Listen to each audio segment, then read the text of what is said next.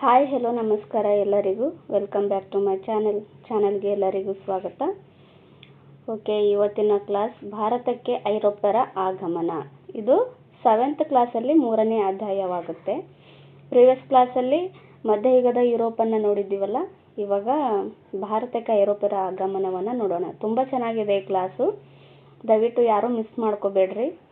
ಇದರಿಂದ ತುಂಬಾ ಕ್ವಶನ್ಸ್ ಬರ್ತವೆ ಎಕ್ಸಾಮಲ್ಲಿ, ಸೊ ಚೆನ್ನಾಗಿ ನೋಡ್ಕೊಳ್ರಿ ಈ ಕ್ಲಾಸ್ನ. Okay, good evening everyone. ಒಂದಿಷ್ಟು ಪಾಠದ ಪರಿಚಯವನ್ನು ನೋಡ್ಕೊಂಡು ಬಿಡೋಣ.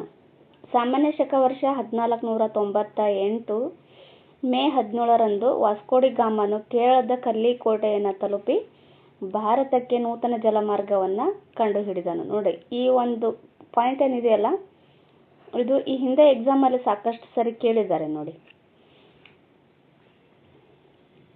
ಭಾರತಕ್ಕೆ ಸಮುದ್ರ ಮಾರ್ಗವನ್ನು ಕಂಡು ಹಿಡಿದವರು ಯಾರು ಅಂತ ಕೇಳಿದ್ದಾರೆ. ಅದು ಯಾರು ಅಂದರೆ ವಾಸ್ಕೋಡಿ ಗಾಮ. ಈತ ಬಂದು ಎಲ್ಲಿ ಮೊದಲು ತಲುಪಿದ ಸ್ಥಳ ಯಾವುದು ಅಂತ ಕೇಳಿದ್ರು. ಕಲ್ಲಿಕೋಟೆ, ಕಪ್ಪಾಡ್ ಅಂತ ಬರುತ್ತೆ, ಅಲ್ಲಿ ತಲುಪ್ತಾರೆ ಇವರು. ಕಲ್ಲಿಕೋಟೆದಿಂದ ಒಂದು 10 ಕಿಲೋಮೀಟರ್ ದೂರ ಇರುತ್ತೆ. ಈ ಹಿಂದೆ ಕ್ಲಾಸಲ್ಲಿ ನೋಡಿದ್ವಿ ನಾವು. ಎಷ್ಟರಲ್ಲಿ ಬರ್ತಾರೆ ಅಂತಲೂ ಕೇಳಿದ್ರು. 1498 ಮೇ 17. ನೋಡಿ, ಡೇಟ್ ಸಮೇತ ನೆನಪಲ್ಲಿರಬೇಕು. ಇಲ್ಲಿ ಡೇಟ್ ಕೊಟ್ಟಿದ್ದಾರೆ ಅಂದಮೇಲೆ ಡೇಟ್ ತುಂಬಾ ಇಂಪಾರ್ಟೆಂಟ್ ಆಗುತ್ತೆ. 1498 ಮೇ 17. ಈ ಹಿಂದಿನ ಎಕ್ಸಾಮಲ್ಲಿ ಯಾವ ಥರ ಕೇಳ್ತಾ ಇದ್ರು ಅಂದರೆ, ಜಸ್ಟ್ ಇಸ್ವಿ ಮಾತ್ರ ಕೇಳ್ತಾ ಇದ್ರು. ಈ ಥರ ಜಸ್ಟ್ ಇಸ್ವಿ ಮಾತ್ರ ಕೇಳ್ತಾ ಇದ್ರು. ಬಟ್ ಇವಾಗ ಏನು ಮಾಡ್ತಾ ಇದ್ದಾರೆ, ಡೇಟ್ ಸಮೇತ ಕೇಳ್ತಾ ಇದ್ದಾರೆ. ಹಾಗಾಗಿ ಇಲ್ಲಿ ಡೇಟ್ ಕೊಟ್ಟಿದ್ದಾರೆ ಅಂದರೆ ತುಂಬಾ ಇಂಪಾರ್ಟೆಂಟ್ ಆಗುತ್ತೆ. ಡೇಟ್ ಸಮೇತ ನೆನಪಲ್ಲಿ ಇಟ್ಕೊಳ್ರಿ. ಆಮೇಲೆ ಈತನಿಗೆ ಸ್ವಾಗತಿಸಿದ ದೊರೆ ಯಾರು ಅಂತಾನು ಕೇಳಿದ್ರು. ಜಾಮೋರಿನ್ ದೊರೆ ಸ್ವಾಗತ ಮಾಡ್ತಾರೆ ಈತನಿಗೆ.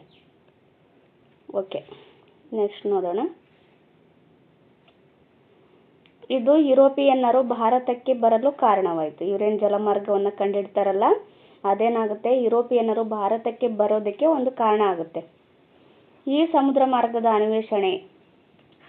ಅನ್ವೇಷಣೆಯಿಂದಾಗಿ ಪೋರ್ಚುಗೀಸರು, ಡಚ್ಚರು, ಇಂಗ್ಲಿಷರು ಮತ್ತು ಫ್ರೆಂಚರು ವ್ಯಾಪಾರಕ್ಕಾಗಿ ಭಾರತಕ್ಕೆ ಬಂದರು. ಇವರೇನು ಸಮುದ್ರ ಮಾರ್ಗವನ್ನು ಕಂಡುಹಿಡಿತಾರಲ್ಲ, ಅದರಿಂದ ಈ ವಿದೇಶಿಗರೆಲ್ಲರೂ ಈ ಪೋರ್ಚುಗೀಸರು, ಡಚ್ಚರು, ಇಂಗ್ಲಿಷರು, ಫ್ರೆಂಚರು ವ್ಯಾಪಾರಕ್ಕಾಗಿ ಭಾರತಕ್ಕೆ ಬರ್ತಾರೆ. ನೋಡಿ, 1 by 1 ಕ್ರಾನಲಾಜಿಕಲ್ ಆಗಿ ಕೊಟ್ಟಿದ್ದಾರೆ ನೋಡಿ. ಭಾರತಕ್ಕೆ ಬಂದ ಮೊದಲ ವಿದೇಶಿಗರು ಯಾರು ಅಂತ ಕೇಳಿದ್ರು. ಫಸ್ಟು ಫ್ರೆಂಚರು ಬರ್ತಾರೆ, ಸೆಕೆಂಡು ಡಚ್ಚರು ಬರ್ತಾರೆ, ಥರ್ಡು ಇಂಗ್ಲಿಷರು ಬರ್ತಾರೆ, ಫೋರ್ತು ಈ ಫ್ರೆಂಚರು ಬರ್ತಾರೆ. ಇವರು 1967ರವರೆಗೂ ಭಾರತದಲ್ಲಿ ಇರ್ತಾರೆ ನೋಡಿ ಫ್ರೆಂಚರು. ಈ ಗೋವಾವನ್ನು ವಶಪಡಿಸ್ಕೊಳ್ಳೋವರೆಗೂ ಇವರು ಗೋವಾದಲ್ಲೇ ಇರ್ತಾರೆ. ಗೋವಾ ಭಾರತದಲ್ಲಿ ವಿಲೀನ ಆದಮೇಲೆ ಇವರು ತಮ್ಮ ದೇಶಕ್ಕೆ ವಾಪಸ್ ಹೋಗ್ತಾರೆ. ಓಕೆ, ನೆಕ್ಸ್ಟ್ ನೋಡೋಣ.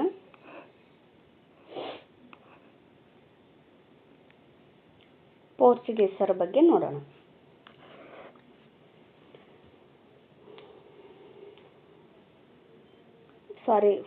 ಪೋರ್ಚುಗೀಸರಲ್ಲ, ಫ್ರೆಂಚರು ನೋಡಿ. 1967 ಅಂತ ಹೇಳಿದ್ನಲ್ಲ, 1961ರವರೆಗೂ ಈ ಪೋರ್ಚುಗೀಸರು ಭಾರತದಲ್ಲಿ ಇರ್ತಾರೆ. ಇನ್ನೊಂದೇನಂದರೆ, ಇದು ಕೇಳಿದ್ರು, ಒಂದು ನಿಮಿಷ, ಎಕ್ಸಾಮಲ್ಲಿ ಕೇಳಿದ್ರು. ಫಸ್ಟ್ ಯಾರು ಬರ್ತಾರೆ ಅಂತ ಕೇಳಿದ್ರು. ಪೋರ್ಚುಗೀಸರು ಫಸ್ಟ್ ಬರ್ತಾರೆ. ಕೊನೆಯಲ್ಲಿ ಬರೋರು ಯಾರು ಅಂತ ಕೇಳಿದ್ರು. ಫ್ರೆಂಚರು ಕೊನೆಯಲ್ಲಿ ಬರ್ತಾರೆ. ಆಮೇಲೆ ವಾಪಸ್ ಹೋಗೋವಾಗ ಫಸ್ಟ್ ಹೋದವ್ರು ಯಾರು, ನಮ್ಮ ಭಾರತವನ್ನು ಬಿಟ್ಟು ಫಸ್ಟ್ ಹೋದವ್ರು ಯಾರು ಅಂತ ಕೇಳಿದ್ರು. ಇವರು ನೋಡಿ, ಫ್ರೆಂಚರೇ ಫಸ್ಟ್ ಹೋಗ್ತಾರೆ. ಇವರು ಫಸ್ಟ್ ಬರ್ತಾರಲ್ಲ, ಇವರೇ ಕೊನೆಗೆ ಹೋಗ್ತಾರೆ. ನೆನಪಲ್ಲಿ ಇಟ್ಕೊಳ್ರಿ. ಇಲ್ಲಿದೆ ನೋಡಿ, 1498ರಿಂದ 1961ರವರೆಗೂ ಈ ಪೋರ್ಚುಗೀಸರು ನಮ್ಮ ಭಾರತದಲ್ಲಿ ನೆಲೆಸಿರ್ತಾರೆ. 1498 ಮೇ 17ರಂದು ವಾಸ್ಕೋಡಿ ಗಾಮನು ಕೇರಳದ ಕಲ್ಲಿಕೋಟೆಯನ್ನು ತಲುಪುವ ಮೂಲಕ ಭಾರತಕ್ಕೆ ಹೊಸ ಜಲಮಾರ್ಗವನ್ನು ಕಂಡುಹಿಡಿತಾರೆ. ಈ ಜಲಮಾರ್ಗದ ಮೂಲಕ ಭಾರತವನ್ನು ಪ್ರವೇಶಿಸಿದ್ದ ಯುರೋಪಿಯನ್ನರಲ್ಲಿ ಪೋರ್ಚುಗೀಸರು ಮೊದಲಿಗರು. ಭಾರತಕ್ಕೆ ಬಂದ ಯುರೋಪಿಯನ್ನರಲ್ಲಿ ಮೊದಲಿಗರು ಯಾರು ಅಂತ ಕೇಳಿದಾಗ ಪೋರ್ಚುಗೀಸರು ಅನ್ನೋದು ನೆನಪಿರಲಿ. ಪೂರ್ವದ ದೇಶಗಳೊಂದಿಗೆ ವ್ಯಾಪಾರದ ಏಕಸ್ವಾಮ್ಯ ಸಾಧಿಸಿದರು.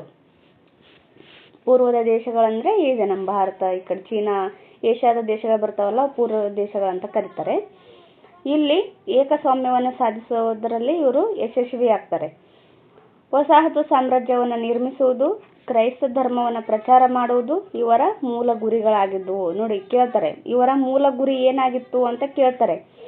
ವಸಾಹತು ಸಾಮ್ರಾಜ್ಯವನ್ನು ನಿರ್ಮಿಸೋದು, ಆಮೇಲೆ ಕ್ರೈಸ್ತ ಧರ್ಮವನ್ನು ಪ್ರಚಾರ ಮಾಡೋದು ಇವರ ಮೂಲ ಗುರಿಗಳು ಆಗಿದ್ದವು. ಪೋರ್ಚುಗೀಸರ ಏಳಿಗೆಗೆ ಕಾರಣಗಳು ಅಂತ ಕೇಳ್ತಾರೆ.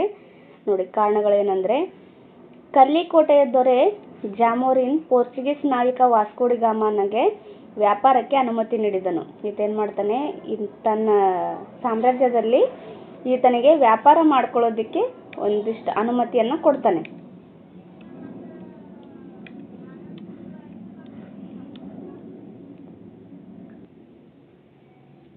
ಸಾಮಾನ್ಯ ಶಕ ವರ್ಷ 1509ರಲ್ಲಿ ಅಲ್ಬುಕರ್ಕ್ ಬರ್ತಾರೆ ಭಾರತಕ್ಕೆ ಗವರ್ನರ್ ಆಗಿ ಅಲ್ಬುಕರ್ಕ್ ಬರ್ತಾರೆ. ಗವರ್ನರ್ ಅಂದ್ರು ಒಂದೇ, ಈ ವೈಸರಾಯ್ ಅಂದ್ರು ಒಂದೇ. ಇವರು ಭಾರತಕ್ಕೆ ಗವರ್ನರ್ ಆಗಿ ನೇಮಕಗೊಳ್ತಾರೆ.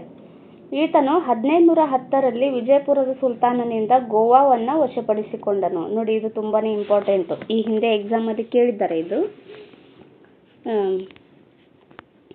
ಗೋವಾವನ್ನು ಯಾರು ವಶಪಡಿಸ್ಕೊಂಡ್ರು ಅಂತ ಕೇಳ್ತಾರೆ.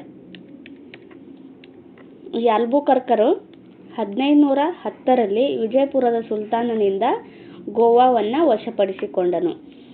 ಪೋರ್ಚುಗೀಸರು ಭಾರತವನ್ನು ಬಿಟ್ಟು ಹೋಗುವವರೆಗೂ ಗೋವಾ ಪೋರ್ಚುಗೀಸರ ರಾಜಧಾನಿಯಾಗಿತ್ತು. ಗೋವಾ ಏನಾಗಿತ್ತು? ಪೋರ್ಚುಗೀಸರ ರಾಜಧಾನಿಯಾಗಿತ್ತು. ಇವರು ಭಾರತ ಬಿಟ್ಟು ಹೋಗೋವರೆಗೂ ಇವರು ರಾಜಧಾನಿಯಾಗಿರುತ್ತೆ ಗೋವಾ. 1961ರಲ್ಲಿ ಇವರು ವಾಪಸ್ ಹೋಗ್ತಾರೆ. ಅಲ್ಬುಕರ್ಕನ ಬಳಿಕ ಬಂದ ಗವರ್ನರ್ಗಳು ದಿಯು, ದಾಮನ್, ಸಾಲ್ಸೆಟ್, ಬೆಸ್ಸಿನ್, ಚೌಲ್, ಮುಂಬೈ, ಸಾಂಥೋಮ್ ಮತ್ತು ಬಂಗಾಳದ ಹುಗ್ಲಿ ಮುಂತಾದ ಕಡೆ ತಮ್ಮ ವಸಾಹತುಗಳನ್ನು ಸ್ಥಾಪನೆ ಮಾಡ್ತಾರೆ. ನೋಡಿ ಫಸ್ಟ್ ಅಲ್ಬುಕರ್ಕ್ ಏನು ಮಾಡ್ತಾನೆ, ಫಸ್ಟ್ ಗೋವಾವನ್ನು ವಶಪಡಿಸ್ಕೊಂಡು ಅಲ್ಲಿ ತಮ್ಮ ವಸಾಹತುವನ್ನು ನಿರ್ಮಾಣ ಮಾಡ್ತಾರೆ. ಇದೇನಾಗುತ್ತೆ, ಅವರ ರಾಜಧಾನಿ ಆಗುತ್ತೆ.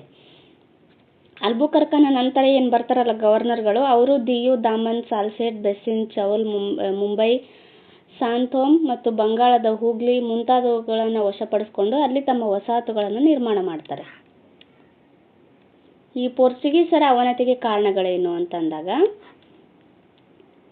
ಇವರು ಕೆಲವೊಂದಿಷ್ಟು ಅವನತಿಗೆ ತಮ್ಮಲ್ಲೇ ಕೆಲವೊಂದಿಷ್ಟು ಕಾರಣಗಳಿರ್ತವೆ. ನೋಡೋಣ ಬನ್ನಿ. ಬಲಿಷ್ಠ ನೌಕಾಪಡೆಯನ್ನು ಹೊಂದಿದ್ದ ಡಚ್ಚರು ಮತ್ತು ಇಂಗ್ಲಿಷರು ಪೋರ್ಚುಗೀಸರ ಪ್ರಬಲ ಪ್ರತಿಸ್ಪರ್ಧಿಗಳಾಗಿದ್ದರು.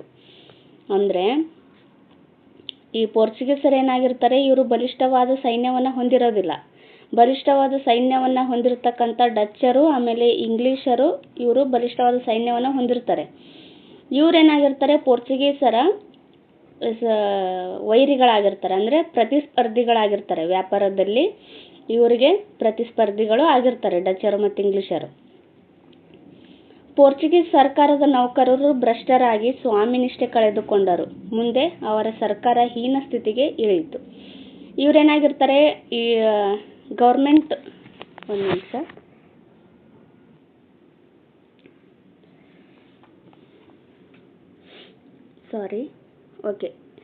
ಪೋರ್ಚುಗೀಸರು ಏನಾಗಿರ್ತಾರೆ, ಗೌರ್ಮೆಂಟ್ಗೆ ಭ್ರಷ್ಟರಾಗಿ ಕೆಲಸ ಮಾಡ್ತಾ ಇರ್ತಾರೆ. ಅಂದರೆ ಏನಾಗುತ್ತೆ, ಗೌರ್ಮೆಂಟ್ ಎಷ್ಟು ಸಂಬಳ ಕೊಡುತ್ತೋ, ಅಂದರೆ ಸರ್ಕಾರಿ ನೌಕರರಾಗಿರ್ತಾರಲ್ಲ ಇವರು, ಅವರು ಎಷ್ಟು ಸಂಬಳ ಕೊಟ್ಟಿರ್ತಾರೋ ಅಷ್ಟರಲ್ಲೇ ಇರಬೇಕಾಗುತ್ತೆ. ಬಟ್ ಇವರೇನ ಭ್ರಷ್ಟರಾಗಿ ಕೆಲವೊಂದಿಷ್ಟು ದುಡ್ಡನ್ನು ಗಳಿಸ್ತಾ ಇರ್ತಾರೆ. ಹಾಗೆ ಸ್ವಾಮಿ ನಿಷ್ಠೆನ ಕಳೆದುಕೊಂತಾರೆ. ಈಗ ನೌಕರರಂತ ಕೆಲವೊಂದಿಷ್ಟು ರೂಲ್ಸ್ ರೆಗ್ಯುಲೇಷನ್ಸ್ ಇರ್ತಾವಲ್ಲ, ಅವನ್ನೆಲ್ಲ ಇವರು ಬ್ರೇಕ್ ಮಾಡಿರ್ತಾರಲ್ಲ, ಹಾಗಾಗಿ ಇವ್ರು ಏನು ಮಾಡ್ತಾರೆ, ಸ್ವಾಮಿ ನಿಷ್ಠೆನ ಇವರು ಭ್ರಷ್ಟಾಚಾರ ಮಾಡ್ತಾ ಇರ್ತಾರೆ. ಹಾಗಾಗಿ ಗೌರ್ಮೆಂಟ್ನ ವಿಶ್ವಾಸವನ್ನು ಕಳೆದುಕೊಂಡು ಮುಂದೆ ಏನಾಗುತ್ತೆ, ಅವ್ರ ಸರ್ಕಾರ ಹೀನ ಸ್ಥಿತಿಗೆ ಬರುತ್ತೆ. ನೆಕ್ಸ್ಟು ಮತಾಂಧತೆಯೇ ಪೋರ್ಚುಗೀಸರ ಅವನತಿಗೆ ಮುಖ್ಯ ಕಾರಣವಾಗಿತ್ತು. ಅಂದರೆ ಮತಾಂಧತೆ, ಅವರು ಇಲ್ಲಿಯ ವಿವಿಧ ಧರ್ಮೀಯರನ್ನು ಬಲವಂತದಿಂದ ಮತಾಂತರಿಸಿದರು. ಮತಾಂಧತೆ ಅಂದರೆ ಈ ತಮ್ಮ ಧರ್ಮದ ಬಗ್ಗೆ ಅತಿಯಾದ ನಂಬಿಕೆಯನ್ನು ಹೊಂದಿರೋದು ಇದಕ್ಕೆ ಮತಾಂಧತೆ ಅಂತಾರೆ. ಅಂದರೆ ತಮ್ಮ ಧರ್ಮನೇ ಶ್ರೇಷ್ಠ, ಇತರ ಧರ್ಮದವ್ರನ್ನ ಅಷ್ಟಾಗಿ ಅವರು ನಂಬೋದಿಲ್ಲ. ಹಾಗಾಗಿ ಈ ಮತಾಂಧತೆ ಇವ್ರಿಗೆ ಏನಾಗುತ್ತೆ ಇದು ಅವರ ಅವನತಿಗೆ ಒಂದು ಕಾರಣ ಆಗುತ್ತೆ. ಅಂದರೆ ಬಲವಂತವಾಗಿ ಬೇರೆ ಧರ್ಮೀಯರನ್ನ ತಮ್ಮ ಧರ್ಮಕ್ಕೆ ಬಲವಂತವಾಗಿ ಮತಾಂತರ ಮಾಡ್ತಾ ಇದ್ರು. ವಿಜಯನಗರ ಸಾಮ್ರಾಜ್ಯದ ಅವನತಿ ನಂತರ ಅವರ ವ್ಯಾಪಾರ ಕುಂಠಿತವಾಯಿತು. ವಿಜಯನಗರ ಸಾಮ್ರಾಜ್ಯದವರು ಇವರಿಗೆ ತುಂಬ ಸಹಾಯ ಮಾಡ್ತಾ ಇರ್ತಾರೆ. ಆ ಸಾಮ್ರಾಜ್ಯ ಅವನತಿ ಆದಮೇಲೆ ಇವರ ವ್ಯಾಪಾರ ಏನಾಗುತ್ತೆ, ಕುಸಿಯುತ್ತೆ. ಓಕೆ, ನೆಕ್ಸ್ಟ್ ನೋಡೋಣ. ಪೋರ್ಚುಗೀಸರ ಫ್ರಾನ್ಸಿಸ್ಕೋ ಡಿ ಅಲ್ಮೇಡ ಭಾರತದ ಪ್ರಥಮ ವೈಸರಾಯಿ. ಇವರು ಭಾರತಕ್ಕೆ ಬಂದ ಮೊಟ್ಟ ಮೊದಲ ಯುರೋಪಿಯನ್ನರು ಹಾಗೂ ಭಾರತ ತೊರೆದ ಕಟ್ಟ ಕಡೆಯ ಯುರೋಪಿಯನ್ನರು ಪೋರ್ಚುಗೀಸರೇ ಆಗಿದ್ದಾರೆ. ನೋಡಿ, ಆವಾಗಲೇ ಹೇಳಿದ್ನಲ್ಲ, ಭಾರತಕ್ಕೆ ಬಂದವರು ಫಸ್ಟ್ ಇವರು, ಆದರೆ ಭಾರತವನ್ನು ಬಿಟ್ಟು ಹೋದವರು ಪೂರ್ತಿ ಕೊನೆಯವರು. ಹಾಗೆ ಫ್ರೆಂಚರು ಭಾರತಕ್ಕೆ ಬಂದ ಕೊನೆಯವರಾಗಿರ್ತಾರೆ, ಆದರೆ ಭಾರತವನ್ನು ಬಿಟ್ಟು ಹೋಗೋದ್ರಲ್ಲಿ ಅವರೇ ಫಸ್ಟ್ ಆಗಿರ್ತಾರೆ. ಪೋರ್ಚುಗೀಸರ ವೈಸರಾಯ್, ಭಾರತಕ್ಕೆ ಬಂದ ಪ್ರಥಮ ಪೋರ್ಚುಗೀಸ್ ವೈಸರಾಯ್ ಯಾರು ಆಗಿದ್ರು ಅಂತ ಹಿಂದೆ ಎಕ್ಸಾಮಲ್ಲಿ ಕೇಳಿದ್ರು. ಅವರು ಫ್ರಾನ್ಸಿಸ್ಕೋ ಡಿ ಅಲ್ಮೇಡ. ನೋಡಿ, ಕೊನೆಯವರೆಗೂ ಗೋವಾ, ದಿಯು ಮತ್ತು ದಾಮನ್ ಮಾತ್ರವೇ ಪೋರ್ಚುಗೀಸರ ವಶದಲ್ಲಿ ಉಳಿದವು. ಬ್ರಿಟಿಷ್ ಆಳ್ವಿಕೆ ಸಾಮಾನ್ಯ ಶಕ ವರ್ಷ 1947ರಲ್ಲಿ ಕೊನೆಗೊಂಡರೂ ಪೋರ್ಚುಗೀಸರು ನಮ್ಮ ನೆಲದಿಂದ ಕದಲಲಿಲ್ಲ. ಅಂದರೆ ನಮಗೆ 1947ರಲ್ಲಿ ಸ್ವತಂತ್ರ ಸಿಕ್ಕರೂ ಸಹ ಇವ್ರೇನು ಮಾಡ್ತಾರೆ, 1961ರವರೆಗೂ ಇವರು ಗೋವಾವನ್ನು ಬಿಟ್ಟು ಹೋಗೋದೇ ಇಲ್ಲ. ಗೋವಾ, ದಿಯು, ದಾಮನ್ ಇವರ ವಶದಲ್ಲಿ ಇರ್ತವೆ. ಗೋವೆಯ ವಿಮೋಚನೆಗಾಗಿ ಅಲ್ಲಿನ ಭಾರತೀಯರು ಅಹಿಂಸಾತ್ಮಕ ಚಳವಳಿಯನ್ನು ಹೂಡಿದರು. ನೋಡಿ, ಇವರು ಇರ್ತಾರಲ್ಲ ಬ್ರಿಟಿಷರು, ಇವ್ರ ವಿರುದ್ಧ ಏನು ಮಾಡ್ತಾರೆ, ಅಲ್ಲಿನ ಜನರು ದಂಗೆ ಹೇಳ್ತಾರೆ. ಆವಾಗ ಏನು ಮಾಡುತ್ತೆ, ನಮ್ಮ ಭಾರತ ಸರ್ಕಾರ ಗೋವಾ ವಿಮೋಚನೆಗಾಗಿ ಕೆಲವೊಂದಿಷ್ಟು ಆಪರೇಷನ್ ಅಂದರೆ ಹೋರಾಟವನ್ನು ಕೈಗೊಂಡು ಅದನ್ನು ಗೋವಾವನ್ನು ನಮ್ಮ ಭಾರತ ಒಕ್ಕೂಟಕ್ಕೆ ವಿಲೀನ ಮಾಡ್ತಾರೆ. ಆದರೆ ಚಳವಳಿಗಾರರನ್ನು ಅಮಾನುಷವಾಗಿ ಹಿಂಸೆಗೆ ಒಳಪಡಿಸಲಾಯಿತು. ಕೊನೆಗೆ 1961ರಲ್ಲಿ ಭಾರತೀಯ ಸೇನಾಪಡೆಯು ಪೋರ್ಚುಗೀಸರನ್ನು ಬಡಿದೋಡಿಸುವುದರೊಂದಿಗೆ ಗೋವಾವನ್ನು ವಿಮೋಚನೆಗೊಂಡಿತು. ನಮ್ಮ ಭಾರತೀಯ ಸೇನಾ ಇರುತ್ತಲ್ಲ, ಸೇನಾಧಿಕಾರಿಗಳು, ಸೈನಿಕರು ಇವರೇನು ಮಾಡ್ತಾರೆ, ಗೋವಾವನ್ನು ವಶಪಡಿಸ್ಕೊಳ್ಳೋದ್ರಲ್ಲಿ ಯಶಸ್ವಿ ಆಗ್ತಾರೆ. ನೆಕ್ಸ್ಟ್ ನೋಡೋಣ.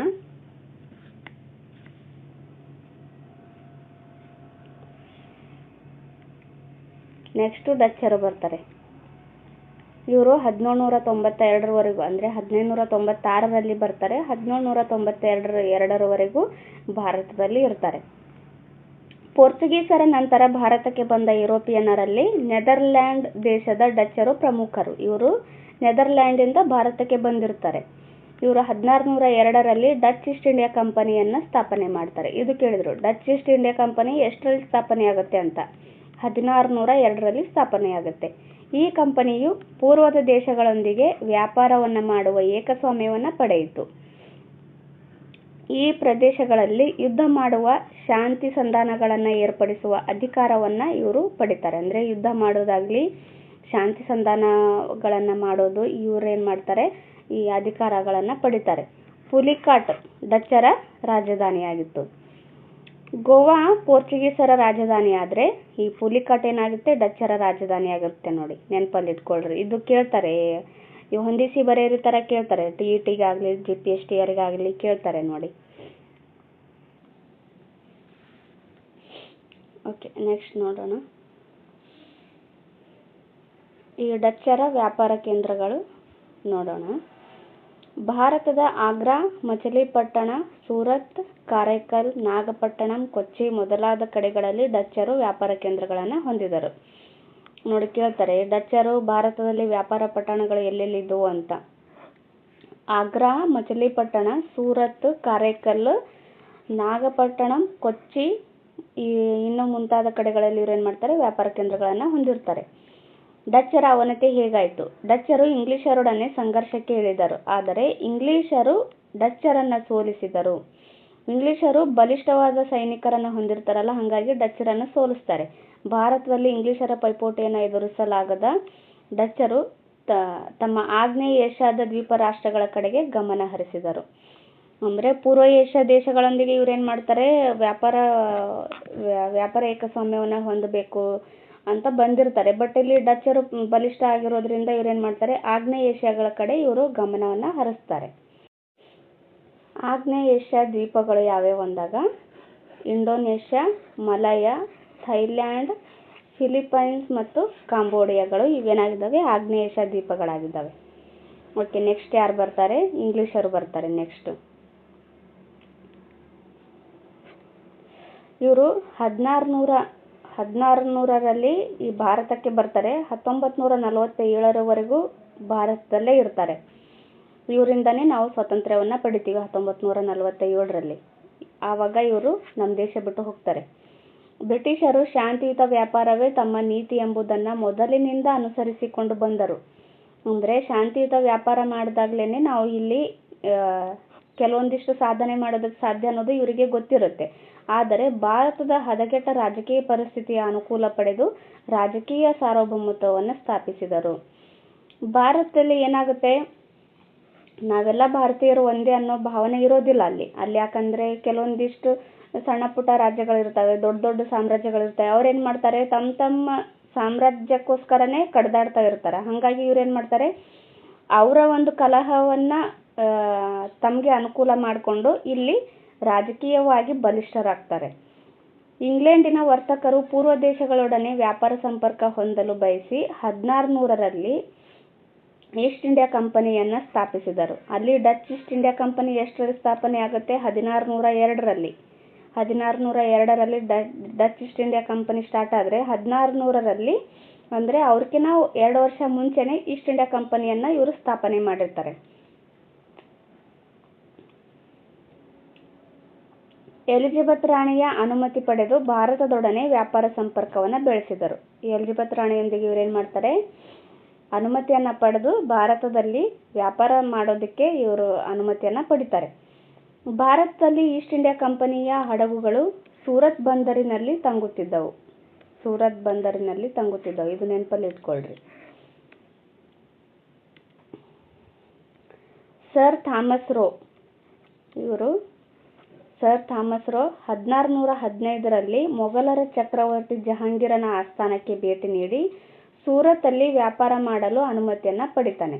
ನೋಡಿ, ಫಸ್ಟ್ ಟೈಮ್ ಇವ್ರು ಏನು ಮಾಡ್ತಾರೆ, 1600ರಲ್ಲಿ ಇವರು ಈಸ್ಟ್ ಇಂಡಿಯಾ ಕಂಪನಿ ಸ್ಥಾಪನೆ ಮಾಡಿದ್ರೂ ಸಹ ಅಲ್ಲೇನು ಮಾಡ್ತಾರೆ, ವ್ಯಾಪಾರ ಮಾಡೋದಕ್ಕೆ ಏನು ಅನುಮತಿಯನ್ನು ಪಡೆದಿರಲಿಲ್ಲ ಭಾರತದಲ್ಲಿ.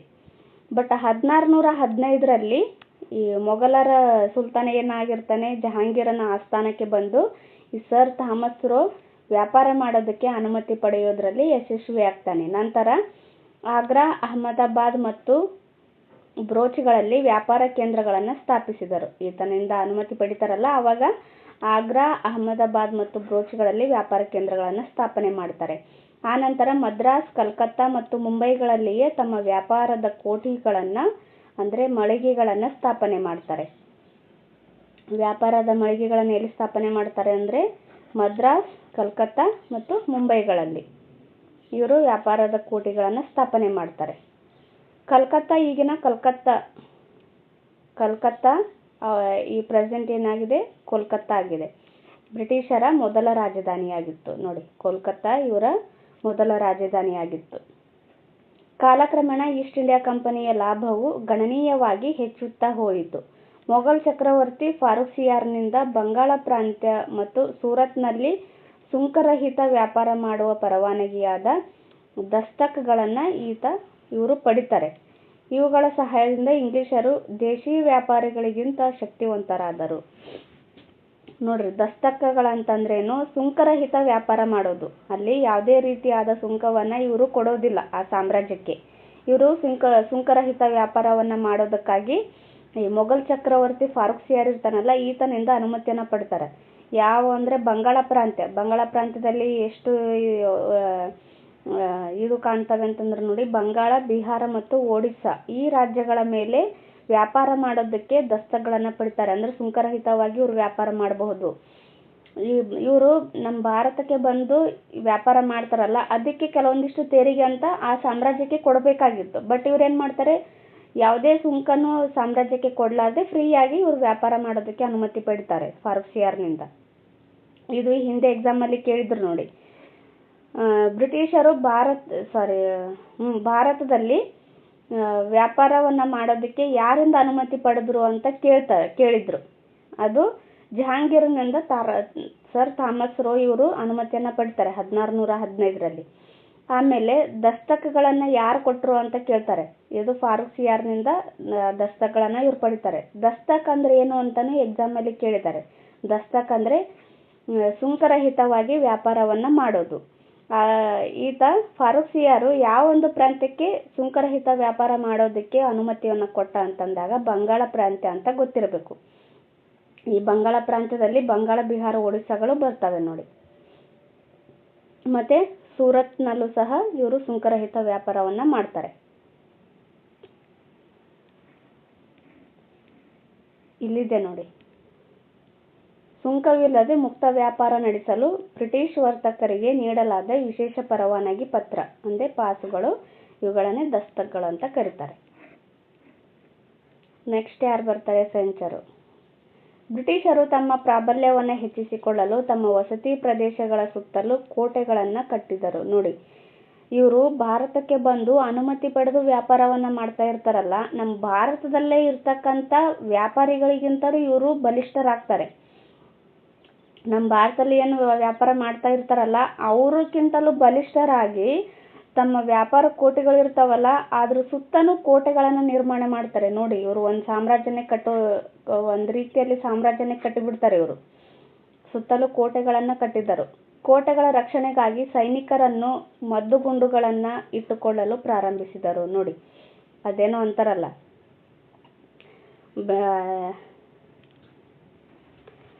ಬೆರಳು ತೋರಿಸಿದ್ರೆ ಬಾಡಿನಿ ನುಂಗೋ ಜಾತಿಗೆ ಸೇರಿದವ್ರು ನೀವು ಅಂತ ಈ ಥರ ಏನೋ ಆಡು ಮಾತಲ್ಲೇ ಅಂತಾರಲ್ಲ, ಆ ಥರ ನೋಡಿ. ಇವರು ಏನೋ ಹೋಗ್ಲಿ ಬಿಡು ಪಾಪ ಅಂತ ವ್ಯಾಪಾರ ಮಾಡ್ಕೊಳ್ಳೋದಕ್ಕೆ ಅನುಮತಿ ಕೊಟ್ಟರೆ ಅಲ್ಲಿ ಕೋಟೆನೂ ಕಟ್ತಾರೆ. ಕೋಟೆ ಕಟ್ಟಿ ಸೈನಿಕರನ್ನೂ ತರ್ತಾರೆ. ಆಮೇಲೆ ಮದ್ದುಗುಂಡುಗಳನ್ನು ಸಹ ಇಟ್ಕೊತಾರೆ. ಇದೇ ರೀತಿಯಾಗಿ ಅವ್ರೇನು ಮಾಡ್ತಾರೆ, ಭಾರತೀಯರನ್ನ ಹಂತ ಹಂತವಾಗಿ ತಮ್ಮ ಕಪಿಮುಷ್ಟಿಯಲ್ಲಿ ಇಟ್ಕೊತಾರೆ ನೋಡಿ. ಬಹುಬೇಗ ಇಂಗ್ಲಿಷರ ಸೇನಾಬಲವು ಬಲಿಷ್ಠವಾಗಿ ಬೆಳೆಯಿತು ನೋಡಿ. ಅವ್ರ ಸೇನಾಬಲ ಬೆಳೆಯೋದಕ್ಕೆ ಸಾಕಷ್ಟು ದಿನ ಏನು ಬೇಕಾಗಲ್ಲ, ಬೇಗನೆ ಬಲಿಷ್ಠವಾಗ್ತಾರೆ ಇವರು. ನೆಕ್ಸ್ಟ್ ಯಾರು ಬರ್ತಾರೆ? ಫ್ರೆಂಚರು ಬರ್ತಾರೆ ನೋಡಿ. ಇವರು 1664ರಿಂದ 1954ರವರೆಗೂ ಭಾರತದಲ್ಲಿ ಇರ್ತಾರೆ ಇವರು.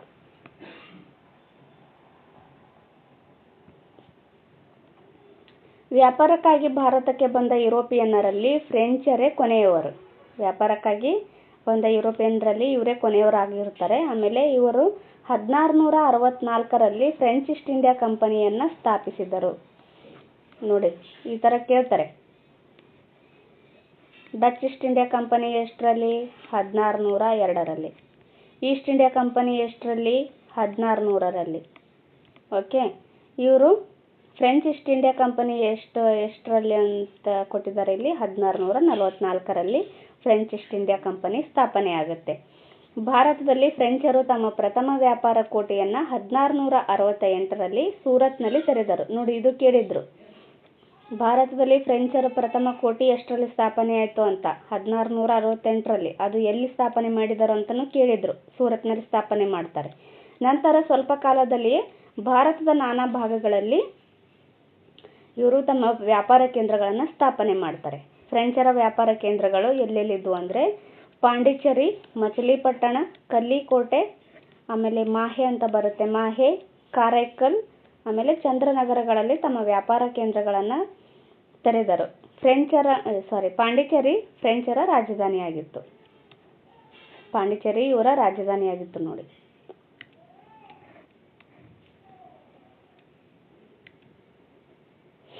ಫ್ರೆಂಚರ ಗವರ್ನರ್ ಆಗಿ ಬಂದ ಡೂಪ್ಲೆ ಚಾಣಾಕ್ಷತೆಯಿಂದ ಹೈದರಾಬಾದ್ ಮತ್ತು ಕರ್ನಾಟಕ ಅಂದರೆ ತಮಿಳುನಾಡಿನ ಪೂರ್ವ ಭಾಗ, ಕರ್ನಾಟಕ ರಾಜ್ಯಗಳಲ್ಲಿ ಫ್ರೆಂಚರ ಪ್ರಭಾವವನ್ನು ಹೆಚ್ಚಿಸಿದನು. ಈ ಫ್ರೆಂಚರ ಪ್ರಭಾವ ಹೆಚ್ಚಿಸಿದ್ದು ಯಾರು ಅಂತ ಕೇಳಿದ್ರು. ಡೂಪ್ಲೆ ಏನು ಮಾಡ್ತಾನೆ, ಹೈದರಾಬಾದ್ ಮತ್ತು ಕರ್ನಾಟಕ ಪ್ರದೇಶಗಳಲ್ಲಿ ಫ್ರೆಂಚರ ಪ್ರಭಾವವನ್ನು ಹೆಚ್ಚಿಸ್ತಾನೆ. ಭಾರತಕ್ಕೆ ವ್ಯಾಪಾರಕ್ಕೆಂದು ಆಗಮಿಸಿದ ಬ್ರಿಟಿಷರು ಮತ್ತು ಫ್ರೆಂಚರ ಮಧ್ಯೆ ರಾಜಕೀಯ ಹಾಗೂ ವಾಣಿಜ್ಯ ಅಭಿವೃದ್ಧಿಗಾಗಿ ಅನೇಕ ಯುದ್ಧಗಳು ನಡೆದವು. ಅವುಗಳನ್ನು ಕರ್ನಾಟಿಕ್ ಯುದ್ಧಗಳು ಅಂತ ಕರೀತಾರೆ. 3 ರೀತಿಯಾಗಿ ಕರ್ನಾಟಿಕ್ ಯುದ್ಧಗಳು ನಡೀತವೆ. ಈ ಬ್ರಿಟಿಷರು ಆಮೇಲೆ ಫ್ರೆಂಚರ ನಡುವೆ ನಡೆಯುತ್ತೆ ನೋಡಿ. ಫ್ರೆಂಚರ ಅವನತಿಗೆ ಕಾರಣಗಳೇನು? ಭಾರತದಲ್ಲಿದ್ದ ಫ್ರೆಂಚ್ ಸೇನಾ ನಾಯಕರಿಗೆ ಫ್ರಾನ್ಸ್ ಸರ್ಕಾರದ ಪೂರ್ಣ ಬೆಂಬಲವನ್ನು ನೀಡಲಿಲ್ಲ. ಈ ಫ್ರಾನ್ಸ್ ಸರ್ಕಾರ ಏನು ಮಾಡುತ್ತೆ, ಫ್ರೆಂಚರಿಗೆ ಪೂರ್ತಿಯಾಗಿ ಬೆಂಬಲ ನೀಡೋದಿಲ್ಲ. ಅದು ಕೂಡ ಇವರ ಅವನತಿಗೆ ಒಂದು ಕಾರಣ ಆಗುತ್ತೆ. ನೆಕ್ಸ್ಟು, ಫ್ರಾನ್ಸಿನಲ್ಲಿ ರಾಜಕೀಯ ಗೊಂದಲ ಮತ್ತು ಕ್ರಾಂತಿಗಳು ಕಂಡುಬಂದವು. ರಾಜಕೀಯ ಗೊಂದಲ ಅಂದರೆ ತಮ್ಮಲ್ಲೇ ಕೆಲವೊಂದಿಷ್ಟು ಗೊಂದಲಗಳಾಗ್ತವೆ. ಇವುಗಳೇನಾಗುತ್ತೆ, ಇವು ಕ್ರಾಂತಿಗಳು ಕೂಡ ಇವರು ಅವನತಿಗೆ ಒಂದು ಕಾರಣ ಆಗುತ್ತೆ. ಇದು ಭಾರತದಲ್ಲಿ ಅವರ ಅವನತಿಗೆ ಕಾರಣವಾಯಿತು. ಫ್ರೆಂಚರ ನೌಕಾಪಡೆಯು ಇಂಗ್ಲಿಷರ ನೌಕಾಪಡೆಗಿಂತ ಉತ್ತಮ ದರ್ಜೆಯಾಗಿರಲಿಲ್ಲ. ಅಂದರೆ ಈ ಇಂಗ್ಲಿಷರಷ್ಟು ಬಲಿಷ್ಠವಾದ ನೌಕಾಪಡೆಯನ್ನು ಇವರು ಹೊಂದಿರಲಿಲ್ಲ. ಓಕೆ, ಕಾಲಗಣನೆಯನ್ನು ಕೊಟ್ಟಿದ್ದಾರೆ. ಬ್ರಿಟಿಷ್ ಈಸ್ಟ್ ಇಂಡಿಯಾ ಕಂಪನಿ ಎಷ್ಟರಲ್ಲಿ ಸ್ಥಾಪನೆ ಆಗುತ್ತೆ? 1600ರಲ್ಲಿ. ಡಚ್ ಈಸ್ಟ್ ಇಂಡಿಯಾ ಕಂಪನಿ 1602ರಲ್ಲಿ. ಫ್ರೆಂಚ್ ಈಸ್ಟ್ ಇಂಡಿಯಾ ಕಂಪನಿ 1664ರಲ್ಲಿ. ಇವರು ಪ್ರಥಮ ವ್ಯಾಪಾರ ಕೋಟೆಯನ್ನು ಎಷ್ಟರಲ್ಲಿ ಸ್ಥಾಪನೆ ಮಾಡ್ತಾರೆ ಅಂದರೆ 1668ರಲ್ಲಿ ಸ್ಥಾಪನೆ ಮಾಡ್ತಾರೆ. ಫ್ರೆಂಚರು ಪ್ರಾರಂಭ ಮಾಡ್ತಾರೆ 1668ರಿಂದ.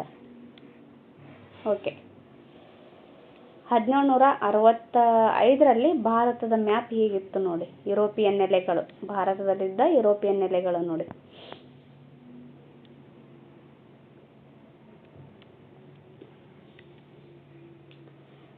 ಇವರು ಪಿ ಅಂದರೆ ಪೋರ್ಚುಗೀಸರು, FR ಅಂದರೆ ಫ್ರೆಂಚರು, DU ಡಚ್ಚರು, BR ಅಂದರೆ ಬ್ರಿಟಿಷರು. ಇಲ್ಲಿದೆ ನೋಡಿ. ಈ ಥರ ನಿಮ್ಮಲ್ಲಿ ಏನಾದರೂ ಮ್ಯಾಪ್ ಇದ್ದರೆ ನೋಡ್ಕೊಂಡು ಬಿಡ್ರಿ. ಈ ಥರ ಹಿಂದೂ ಮಹಾಸಾಗರ ಇದೆ ಇಲ್ಲಿ. ಇದು ಕೊಚ್ಚಿನಲ್ಲಿ ಡಚ್ಚರಿದ್ದಾರೆ, ಮಾಹೆನಲ್ಲಿ ಫ್ರೆಂಚರಿದ್ದಾರೆ, ತಿರುಚನಾಪಳ್ಳಿನಲ್ಲಿ ಇದ್ದಾರೆ, ಆಮೇಲೆ ಈ ಪಾಂಡಿಚೇರಿ ಫ್ರೆಂಚರು, ಆಮೇಲೆ ಮದ್ರಾಸಲ್ಲಿ ಬ್ರಿಟಿಷರು ಬರ್ತಾರೆ, ಪೋರ್ಟ್ ನೋವಾ ಡಚ್ಚರು ಬರ್ತಾರೆ ನೋಡಿ. ಇಲ್ಲಿಲ್ಲೇ ಎಷ್ಟು ಎಲ್ಲ ವ್ಯಾಪಾರಿಗಳನ್ನು ಇಲ್ಲೇ ಇದ್ದಾರೆ. ಗೋವಾದಲ್ಲಿ ಪೋರ್ಚುಗೀಸರು ಬರ್ತಾರೆ, ಮುಂಬೈನಲ್ಲಿ ಬ್ರಿಟಿಷರು, ಆಮೇಲೆ ದಾಮನ್ನಲ್ಲಿ ಪೋರ್ಚುಗೀಸರು ಇದ್ರಲ್ಲ, ಗೋವಾ, ದಾಮನ್ ಮತ್ತು ದಿಯುನಲ್ಲೂ ಸಹ ಇರ್ತಾರೆ. ಈ ಸೂರತ್ ಬ್ರಿಟಿಷರು ಇರ್ತಾರೆ. ಇಲ್ಲಿ ಪ್ರಥಮ ವ್ಯಾಪಾರ ಕೋಟೆಯನ್ನು ಸೂರತ್ನಲ್ಲಿ ಸ್ಥಾಪನೆ ಮಾಡ್ತಾರೆ ಬ್ರಿಟಿಷರು. ಓಕೆ, ಇದಿಷ್ಟು ಇವತ್ತಿನ ಕ್ಲಾಸ್ ಆಗಿತ್ತು. ಬ್ರಿಟಿಷರಿಗೆ ದಸ್ತಕಗಳನ್ನು ನೀಡಿದ ಮೊಘಲ್ ದೊರೆ ಯಾರು ಅಂತ ಫಾರೂಕ್ ಸಿಯಾರ್ ನೋಡಿ, ನೆನಪಲ್ಲಿ ಇಟ್ಕೊಳ್ರಿ. ಫಾರೂಕ್ ಸಿಯಾರ್.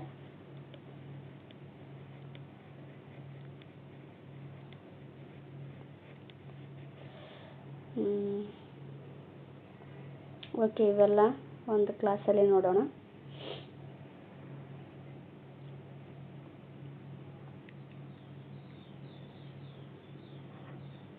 ಇಲ್ಲಿ ಹೊಂದಿಸಿ ಬರೆಯಿರಿ ಅಂತ ಕೊಟ್ಟಿದ್ದಾರೆ. ಹೊಂದಿಸಿ ಬರೆಯಿರಿ ಮಾಡಿಬಿಡೋಣ. ಪೋರ್ಚುಗೀಸರು ಎಲ್ಲಿದ್ದರು? ಗೋವಾದಲ್ಲಿದ್ದರು.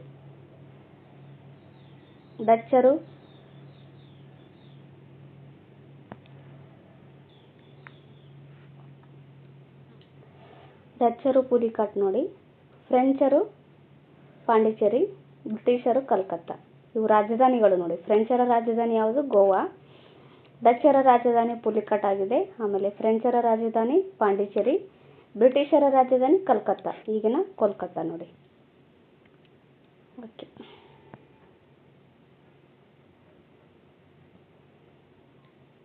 ಓಕೆ, ಇದಿಷ್ಟು ಇವತ್ತಿನ ಕ್ಲಾಸ್ ಆಗಿತ್ತು. ಯಾರೆಲ್ಲ ಇನ್ನೂ ನನ್ನ ಚಾನಲನ್ನು ಸಬ್ಸ್ಕ್ರೈಬ್ ಮಾಡ್ಕೊಂಡಿಲ್ವೋ ದಯವಿಟ್ಟು ನನ್ನ ಚಾನಲ್ನ ಸಬ್ಸ್ಕ್ರೈಬ್ ಮಾಡ್ಕೊಳ್ಳಿ. ಹಾಗೂ ಈ ವಿಡಿಯೋ ಏನಾದರೂ ಇಷ್ಟ ಆದರೆ ಒಂದು ಲೈಕ್ ಮಾಡಿ, ಕಮೆಂಟ್ ಮಾಡಿ ಮತ್ತು ನಿಮ್ಮ ಫ್ರೆಂಡ್ಸ್ಗಳ ಜೊತೆನೂ ಈ ವಿಡಿಯೋನ ಶೇರ್ ಮಾಡ್ಕೊಳ್ಳಿ. ಇಷ್ಟೊತ್ತು ಈ ವಿಡಿಯೋ ನೋಡಿದ್ದಕ್ಕೆ ತುಂಬ ಹೃದಯದ ಧನ್ಯವಾದಗಳು. Thank you. ಸಿಗೋಣ ನೆಕ್ಸ್ಟ್ ಕ್ಲಾಸಲ್ಲಿ ಅಧ್ಯಾಯ 4 18ನೇ ಶತಮಾನದ ಭಾರತವನ್ನು ನೋಡೋಣ. ತುಂಬ ಇಂಪಾರ್ಟೆಂಟ್ ಆಗಿದ್ದಾವೆ ಈ ಎಲ್ಲ ಚಾಪ್ಟರ್ಗಳು. ಇವೇ ಮುಂದೆ 10ನೇ ತರಗತಿಯಲ್ಲಿ ಇವೇ ಕ್ಲಾಸ್ ಅಂದರೆ ಇದೇ ಪಾಠಗಳೇ ಸ್ವಲ್ಪ ಮುಂದಿನ ಭಾಗವನ್ನು ಕೊಡ್ತಾರೆ 10ನೇ ಕ್ಲಾಸಲ್ಲಿ. ಓಕೆ, ಸಿಗೋಣ ನೆಕ್ಸ್ಟ್ ಕ್ಲಾಸಲ್ಲಿ. Thank you.